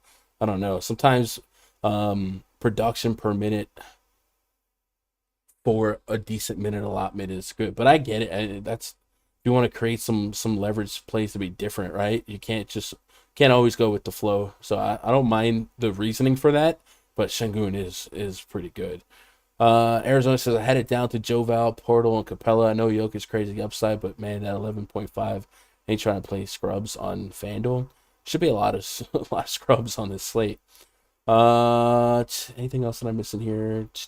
Cavs beat Memphis, record of win margin today. Nah, I think that Memphis game was, I mean, that Thunder team that they rolled out, that was an all-time bad. Like, those were like G League occurs, you know. I had tape, but I got off them. Yeah. All right, let's move on to the next game here. Denver Nuggets hosting the Minnesota Timberwolves. Projects 35 for the T-Wolves. Patrick Beverly, D'Angelo Russell crossing over with Anthony Edwards, Jared Vanderbilt, and Karl-Anthony Towns. The Big Cat, Ernie Ladd, taking on Monte Morris, Will Barton, Eric Gordon, Jeff Green, and Nikola Jokic. We got a 223 total. 4.5 point spread in favor of the Denver Nuggets. A couple of injury notes to watch. Let's start with the T-Wolves side. D'Angelo Russell, questionable, has missed some games. He is listed with a right ankle soreness. He did return Sunday night, played 35 minutes against Portland. If he has to sit, that would move Malik Beasley back into the starting lineup. So something to watch there. But more importantly, the Denver side, Aaron Gordon and Will Barton have both made appearances on their injury report, and we've seen Will Barton miss a couple games. It looks like they're both officially probable for this game, with Rivers questionable. So I can pull back my expectations for Monte Morris. I have been liking Monte Morris in games without Will Barton, but it looks like I don't have to do that today. And then it becomes the Jokic show. 11.5K on FanDuel, 12.2K on DraftKings for Nikola Jokic. It's rare that I get a near 70 fantasy point projection and don't try and dial it back, man. He has just been that guy, pal. What is it, like 1.6 to 1.7 per minute right now in this split? Life without Jamal Murray, without Michael Porter Jr. So Jokic is a huge play here, and we get ourselves a total. And then with Jokic, it's just like, do games stay competitive? And I think a full strength T-Wolves team should keep this game competitive. The ceiling is the roof. Raw points mean something on a slate this big. What I mean by that is we're going to have value for days. So if you agree that 65 plus fantasy points is in the cards for Jokic, I would probably be trying to get to some Jokic. Now, I'm not going to tell you how much you should play. I will say that I'm probably going to get to at least 30% in mass entry and kind of go from there. 70 plus fantasy points in 3 of his last 4 games. Even a soft 65 fantasy points with the slate that might give us, a couple 5K guys that overperform and there's still news to kind of brace. Jokic is just insane right now. So I will be there on Jokic. We don't need to exhaust too much time to talk about Jokic, but I guess the price point would be enough to at least ask you, what tier would you put Jokic in at this price point? And then what else do you like from this game, Raj? I mean, Jokic is going to be a tier 1 for me. I think in this spot, he's just a walking 70 bomb waiting to happen. I mean, this guy was getting triple teamed last game in Washington, still got you 73 in 31 minutes, and he got ejected late in that game. So his upside's just so huge. He's likely to be the highest scorer on every slate he plays in. I think he's the best player in the NBA right now. Should be the MVP, not Curry or Durant. So, I mean, give me all the Jokic, as much Jokic as I can fit in with all the value. Shouldn't be hard. I'm talking 70, 80% for me. I'm probably not getting to a lot of Monte Morris, Aaron Gordon, any of these kind of secondary guys. Monte Morris is interesting, I guess, at 5'8", coming out back-to-back 35, 38. But, it's just never a click that I'm fully comfortable with. Will Barton is questionable. He's probable. So Will Barton plays, I probably don't get to any Monte Morris. Minnesota side, if Russell plays, I can just kind of fade this whole team. And I think I'd be okay with that. Man, I think I had you frozen for a minute. Marvin Bagley listed as out. Shout out to the chat. Damn Ron with the dono.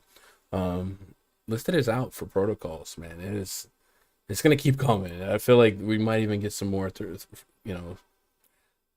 mentioned Bagley earlier in the same sentence as Alex Len and Tristan Thompson. So maybe that dials up some confidence on minute projections for some of those other guys. Maybe Chimezi Metu. We'll talk about that in just a minute. But yeah, Jokic is kind of all I want from this game right now. I think the T-Wolves are appropriately priced. I do think there's a world where D. Russ and Edwards get there at their price points. So I might put them in the tier 3 in my 50 to 100. I'll probably minimize my overlap. I guess I would be a little bit curious to see how. I don't even think it's worth it. I wonder if Cats had any level of success.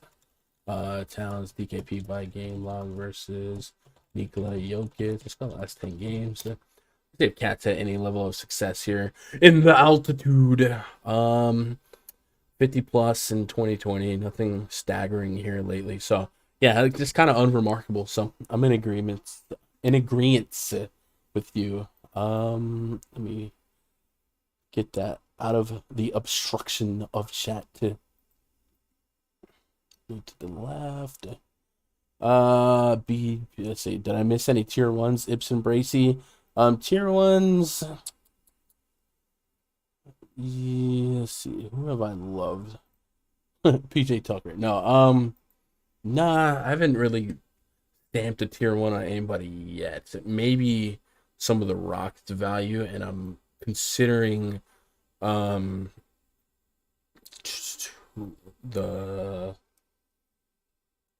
guess I don't have tier 1. Sometimes these big slates, I don't get to tier 1s because I don't necessarily feel as obligated to. Tier 1s meaning guys that I usually want 50% of. I guess in 20 lineups I still want that high core, but on these bigger slates I tend to have a lot of tier 2s. Hey, yo, Super Monkey, appreciate that sub. Let's move on to the next game here. Blazers hosting the Grizzlies. Project 25 for the Grizzlies. Tyus Jones, Desmond Bane, Dylan Brooks, Jaren Jackson Jr., and Stone Cold Steven Adams taking on Dame Dollar, Norman Powell, Nas Little, Larry Nance, and Yusuf Nurkic. 217.5 is our total. The visiting Memphis Grizzlies favored by 3 in the hook. What the hook gonna be? Brandon Clark out, John Morant out, Sam Merrill out, and then CJ McCollum out for the Blazers. Blazers played last night against the Suns. Damian Lillard sub 9K for on Fanduel, almost 10K on DK. Not a price point that we feel overly confident about, but he has shown upside on it. He's shown 50-point potential on it last couple games, last night included. Larry Nance has been part of the starting lineup for the Blazers a couple games now. That's going swell, giving them a little bit more of a punch offensively, maybe over Rocco. Any standouts here? This feels like one of those games where the Blazers don't strike me. Anyone on the Blazers strike me as a huge play, but there are some glaring differences in price points from Fanduel to DK. Maybe none bigger than Yusuf Nurkic. 5,900 on Fanduel, 78 on DK. We're talking almost 2K difference. Yo, Bryson Anderson, man, appreciate that sub. Welcome to the channel. Hope you're doing all right. But Nurkic is 59 on Fanduel, 78 on DK. I mean, that's just huge. So I actually have him close to 40 fantasy points on both sites. And it might be one of those spots where if I trust the projection here on Nurkic, trying to fill up some offense here without CJ McCollum, that price point's awfully low for Nurkic. So something to keep an eye on, especially with Cody Zeller being out, opening up that many more center minutes. If Nurkic was 59 on DK, the site you prefer, how high would you be on him? Nurkic was on DK again with center. You got a util spot too, but again, we talked about Jokic, talked about guys like Podol, talked about guys like J-Val, Sabonis. I don't think I'm that high on Nurkic here. With Lillard back, doing his thing, I think that kind of limits his upside too. Larry Nance still getting a ton of minutes here, so nah, man. Last night Nurkic dropped 43 against. He did drop 43 against Phoenix. I do think Steven Adams is a tougher matchup. I still Ayton and McGee, the minutes, man. The minutes have to mean something. Yeah, it is a back-to-back, but man, all year long we've been saying if Nurkic got more than 22 minutes. Do we really trust the minutes fully though? I mean, like one game where he hit 39. If he goes back to 23, no one will be shocked. Well, dude, look at the last 4 games. The only game he didn't play minutes, he got 5 fouls against Cat. 28 plus minutes without Zeller, without McCollum. Chauncey Billups has clearly made an effort to change something, right? What they had was not working. They changed the starting lineup. Giving more minutes to Nurkic was one of the most glaring mistakes that they were making. If this is going to be a 30-minute player, I get it. 78 on DK is not like warm and fuzzy, but 59 on FanDuel, I'm taking it. I mean, man. Like, if he's going to be a 35-minute player, yeah, he's definitely like an 8. Even at 30 minutes, 5.8 is too strong. Projection's too strong. So I don't know. I think, like I said, all year long we've been wishing Nurkic was a 30-minute player. Well, now he's a 30-minute player. Take advantage of it. I think the price point's appropriate on DK, but if you're on FanDuel, go for it. And I guess that I'm kind of curious to go back to PrizePicks and see what they might have for Nurkic's projection, because I'm pretty high on his projection based on what I have to work with. Nurkic, they have him at 34, and I have him at 43. I mean that's a little bit of a gap. That is a gap. I mean, again, if the minutes are there, I totally get it, but I'm just not 100% sold on the minutes yet. Also, if he gets 35 again, then maybe sure. Why? What is it going to take? Why do you think Chauncey Billups suddenly wants to give him 38? Because they're not winning. Like, they've been losing with the talent that they have, and the pressure's on. Like, you can't ruin this window that you have for Lillard and McCollum. So if you what you're doing ain't working, and then not only that, you have to compensate for the injuries that you've been dealing with. CJ McCollum down, Lillard down. They shook up the lineup. This has been a couple games now of the Larry Nance version, and it's just been really obvious that Nurkic needs more minutes anyway. And Cody Zeller's been a guy that's been out there, getting double-digit minutes, and he's just out to begin with. So even if you don't believe Nurkic is a 30-minute player in 2 weeks, why wouldn't you believe he's a 30-minute player today? 16 minutes is off the board for Zeller, and Larry Nance has been one of the potential backup centers, and now he's in the starting lineup. So I don't know. I just think I think they made this change for the better, and maybe I'd be worried about a back-to-back or something like that being a part of the issue here, but I don't see why you would doubt that Nurkic is a potential 30-minute player right now. You're not going to tier 1 him or tier 2 him even. On FanDuel at 59, I might. Like that's just a really soft price per minute. I guess at 5,900, I guess. I mean, still think the opportunity cost is high, but I guess at 5,900, that does seem like a little bit mispriced. Obviously, a better FanDuel play on DK, maybe a tier 3. I'm definitely not going to tier 1 or Right. tier 2. I'm in agreement with that. I'm just saying, like, it's Okay, okay. the glaring contrast in price here Yeah. for FanDuel to DK. It could be a situation where I get almost no Nurkic on DK, but at 59, if he's going to be that guy here, that's too cheap. I hear you. All right, Memphis Grizzlies here. So they're looking a little bit more normal in terms of what they should be without John Morant.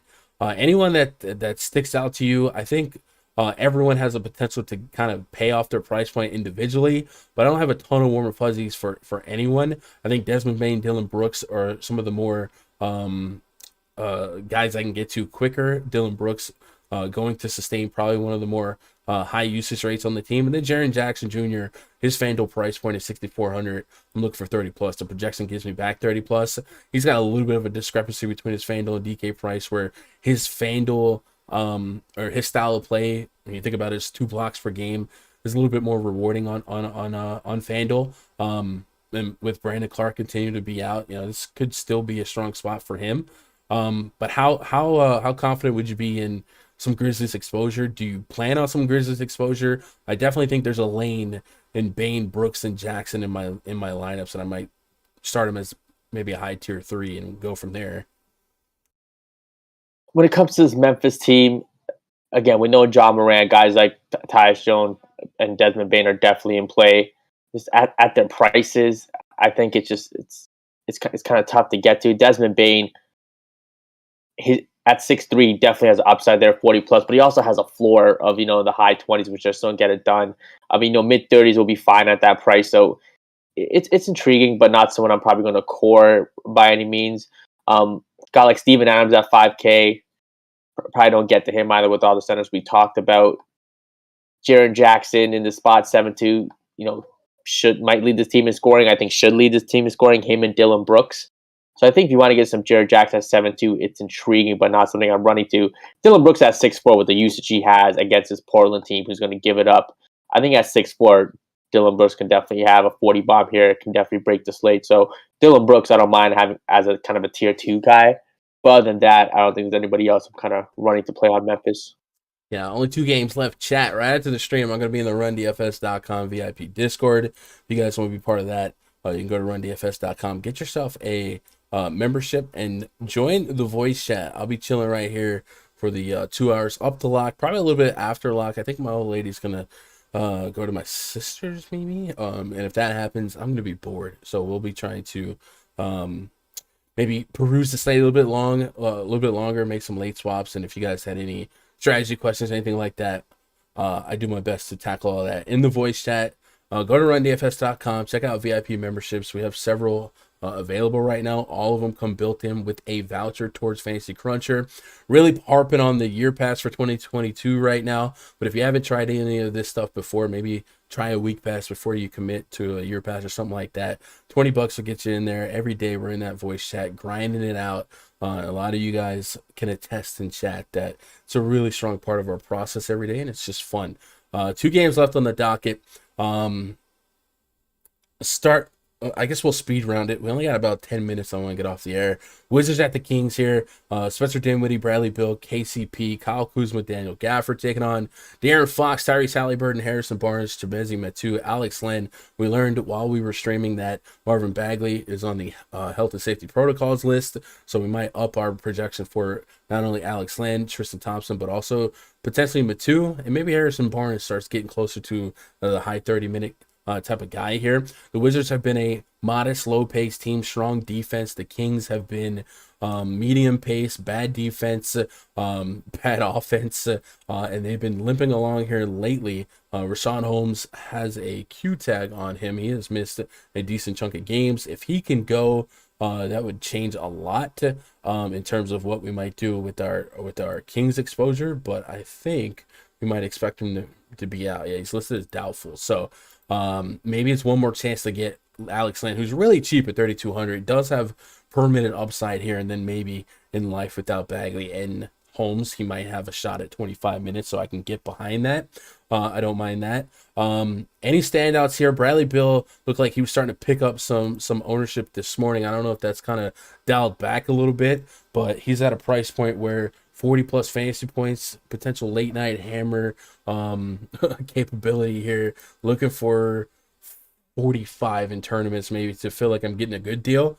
That's not really a spot that he's been hitting consistently, and even if he hit it, it's not necessarily a nutty outcome. Real quick, do you have any interest in this game? Any player that stands out? I mean, I think in this game, Washington not being the team they were from last year, kind of a team you target. In 11-game slate, we've talked about a lot of games. I don't think we've cut one out yet, and Washington-Sacramento just might be one of those games. I know Sacramento's a team that we have kind of targeted this year, but Bradley Beal at 8.5 just, again, hasn't had a slate-breaking game, and I honestly can't remember the last time he dropped a 55 type of game. It's been a while, so I'm probably not going to get to him today. Dinwiddie, I'm fine passing up at 5,500. It does seem like a bit of a cheap price tag. If he gets 35 minutes, could definitely get 30 plus. But with all the other options today, I just don't see myself to getting to anybody in this game. Yeah, I mean, Harrison Barnes, I want to say that price tag. Stop it. So We're not doing I know. Stop trying to make this work. He's been bad, but I'm just saying that price tag is real cheap for Harrison Barnes. No, it's not. It's what he should be. Kyle Kuzma back. He got cleared. He's at a similar price to Harrison Barnes. I'd probably rather play him. Kings have allowed amongst the most amongst the most points in the paint per game.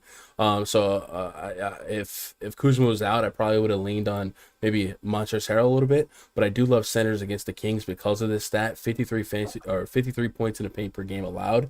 That's amongst the most and that's the most in basketball. So maybe you take a second look at some of the centers available for the Wizards, but nothing we need to tier one. And then finally, the Clippers have come back to Utah. 9-point home favorites, toughest place to play in all of basketball. Projects 35 for the Clippers. Reggie Jackson, Paul George, Marcus Morris, Nick Batum, Ivica Zubac taking on Mike Conley, Donovan Mitchell, Bojan Bogdanovic, Royce O'Neal, Rudy Gobert. 217.5 our total. 9-point spread in favor of the home team. Utah Jazz. Looking at the Los Angeles Clippers injury news and notes. Paul George, I think he's closer in here. I know he's doubtful.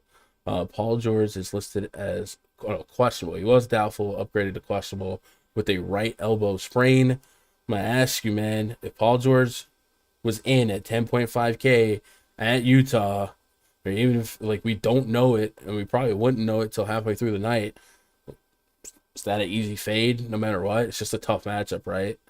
Yeah, it's just kind of a tough matchup here. Utah team, again, not a team you want to target. This could be the second game I might happily cross off here, right. Make it a 9-game slate. So, we talked about a lot of games. Want to make it a 9-game slate? I'm with it. It's just, I want to see if there's any way I get to any of these guys. If Paul George doesn't play, I'm still probably not getting to Marcus Morris Sr. or Reggie Jackson at these prices. They haven't gotten it done in easier matchups. So I don't expect them to get done against Utah. So this could be a Utah just kind of blow them out by 25 points by third quarter. Would not be shocked if Paul George sits. I think Donovan Mitchell on Fanduel 8,300. I can get to some of that.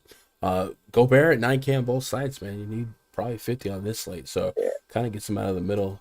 For me, I think I'm down on this game. I probably don't have any of this game. I will have some pieces of Wizards and Kings. Just wouldn't be a high allotment of exposure or ownership. But yeah, looks like Bobby Schmurder's got your back on some Harrison Barnes love.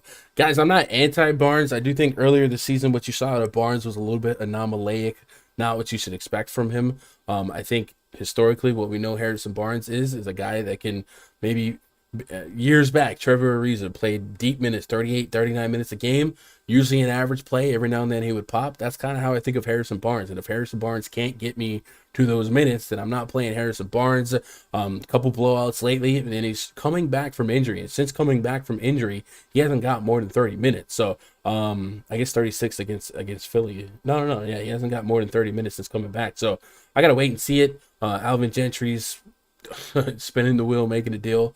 At 5,600, I just don't feel like I'm losing a lot of potential, especially not in this particular matchup against the Wizards. Tougher defense, right? So I'm staying away from him. But I get it. Like, I understand why you guys still remember Harrison Barnes fondly. But the true, I think the more median Harrison Barnes is a guy that we rely on for 36, 37 minutes, and that hasn't been the case as of yet. Maybe you guys get there before I do, and you're early on him, or you get there before the field's on him for that big game. I'll be happy for you. Chat, any lasting questions, comments, concerns, throw them at me, and then we'll get you guys out of here. Should be back tomorrow. Let me see what the schedule. Tomorrow's Thursday, right? Sometimes they give us those wonky Thursday slates, so let me double check. 3 games. Is it 3 games? Dang. I'm gonna assume.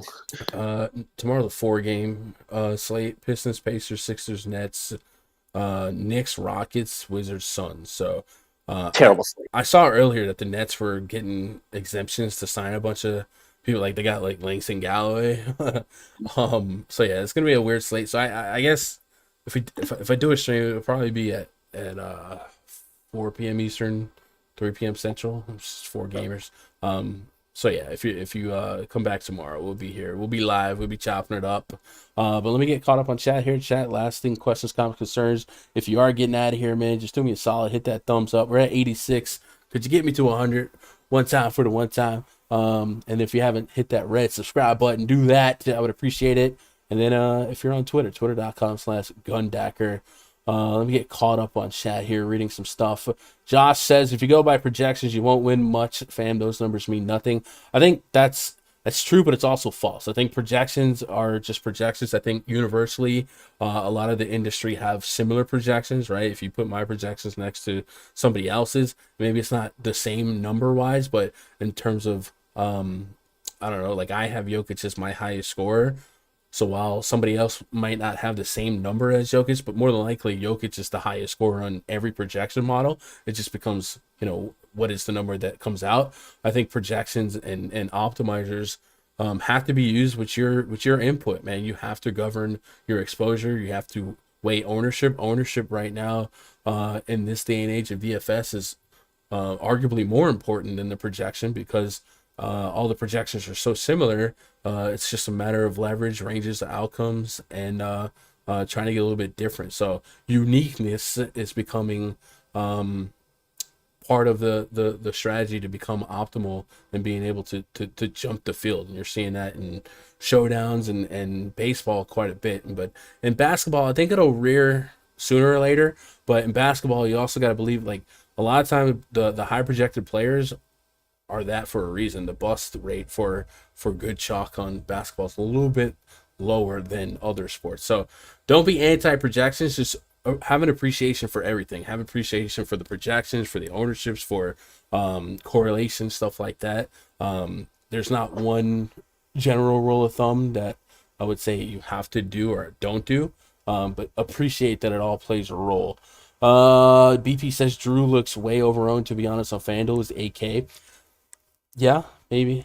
It depends on what you would be happy with fading up to. I do think his per minute so far this season's been so good. And then if you take out Middleton, it's even better, right? Shout out to every dude who has a true sub. Shout out to Shark Killer, man. Yeah, you guys are subbed to the channel, man. You guys are awesome. Dameron says, I only play single entry and 3 entry every night. It's hard to fade Brunson. Yeah, Brunson's looking really good on FanDuel. Middleton is way under owned right now, with the 12% to being optimal and only 2% owned on FanDuel. That's an excellent way to look at it. BP, I'm assuming you have an Osmo sub. Their boom bust stuff. That's really, that, like, when you start thinking like that, that's an excellent way to thinking for tournaments. So good way to think about it. There's so much in chat, man. You guys are killing it today. DVH, I understand why Drew is popular, but I'm not sure that he should be one of the highest on the slate. That's fair, especially on a big slate. There's always ways to zig while the field is zagging. Drew's like 41% owned on DK, too high, 16% being optimal. Yeah. Gun, is it too cheap for Bar? Stack coach is out due to COVID. Is that for real? Elvin Gentry out? Yeah, he's been no in the morning. Oh, okay. So they might get real creative. I don't know. Imagine thinking there's edge in projections. Yeah, projections are pretty universally consistent right now. Barnes left the game with 8 minutes to go in a blowout, but went directly to the locker room, not the bench. His clearly still hurt. Yeah, I think they need to be coughing. What up, Lynn? Came in late. Giannis is out. It's Holiday, good play. Holiday is a good play. Looks like he's going to be one of the higher owned plays, so maybe he's more of a single entry cash game play. But I like Holiday. We looked up his metrics without Giannis this season. Usage rate pushing 30%. Point per minute production's up there. And if you get Middleton out of the mix as well, it's, he's the backbone. Mitchell's my lock of the night. So Arizona drama. Just love him. He smashes every time they play. Even better if PG-13 plays. I'm with that. Terrence Mann, if George is out. Okay. Subscribe to everybody, including you. I appreciate that, BP. Yeah, hey, ain't no shame in having multiple subs, man. Osman has really good stuff. Ownership projects. I don't know how he does it. I don't know how Alex does that. But he's really good at projecting ownership. I can't figure it out. I've I don't know, try to put it in aggregate projections, simulate 1,000 lineups. I don't know how he does it, but that's worth the price of admission over there. Chat. So yeah, maybe look for me tomorrow. Maybe if my cough isn't better tomorrow, I might call an audible and try and give myself 2 hours of vocal rest. But no matter what, I will have coverage in the RunDFS.com VIP. I got to get over there right now. If you guys want to jump in, go to RunDFS.com, get yourself a week pass, man. I appreciate you guys so much, more than you ever know. I love you guys. Good luck. God bless. And go win some money. Pretend like I said that now. There you go. There we go.